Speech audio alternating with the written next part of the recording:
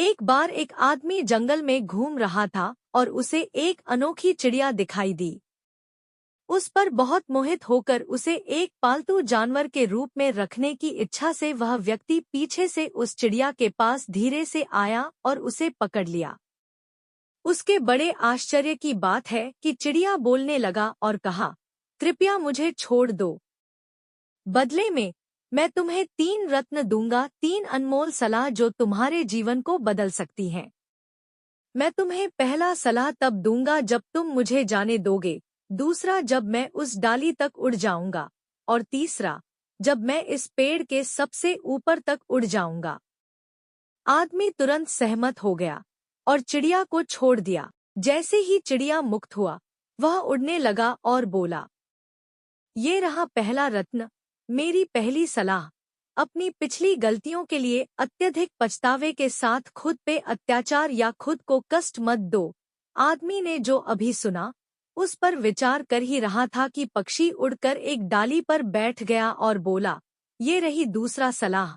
किसी ऐसी चीज पर विश्वास मत करो जो सामान्य ज्ञान के विरुद्ध हो, जब तक कि आपके पास प्रत्यक्ष प्रमाण न हो।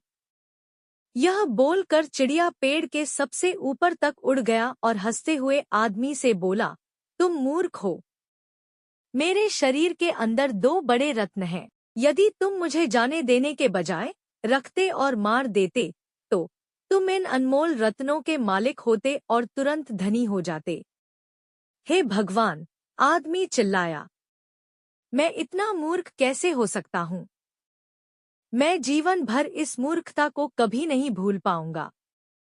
आदमी चिड़िया से कहा, क्या तुम मुझे कम से कम अपनी आखिरी तीसरी सलाह दे सकते हो? शायद इससे मैं अपने आप को शांत कर सकूं।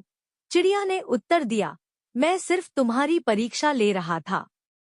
तुम मुझसे और सलाह मांग रहे हो, लेकिन क्या तुमने महसूस किया कि तुमने पहले की 2 सलाहों को पहले ही नजरअंदाज कर दिया है? मैंने तुमसे कहा था कि खुद को पिछली गलतियों के लिए अत्यधिक पछतावे से मत तड़पाओ, लेकिन तुमने मुझे जाने देने के लिए अपने आप को पछतावे से तड़पाया। और दूसरा, मैंने तुमसे कहा था कि ऐसी चीजों पर विश्वास न करो जो सामान्य ज्ञान के विरुद्ध हों, जब तक कि प्रत्यक्ष प्रमाण न हो, और तुमने किसी कारण से उस सलाह को भी नजरअंदाज कर दिया, यह विश्वास करते हुए कि मेरे जैसे छोटे चिड़िया के अंदर 2 बड़े रत्न हो सकते हैं। लेकिन चूंकि तुमने अब मुझसे तीसरी सलाह मांगी है, तो यह रही, जो तुम पहले से जानते हो। अगर उसका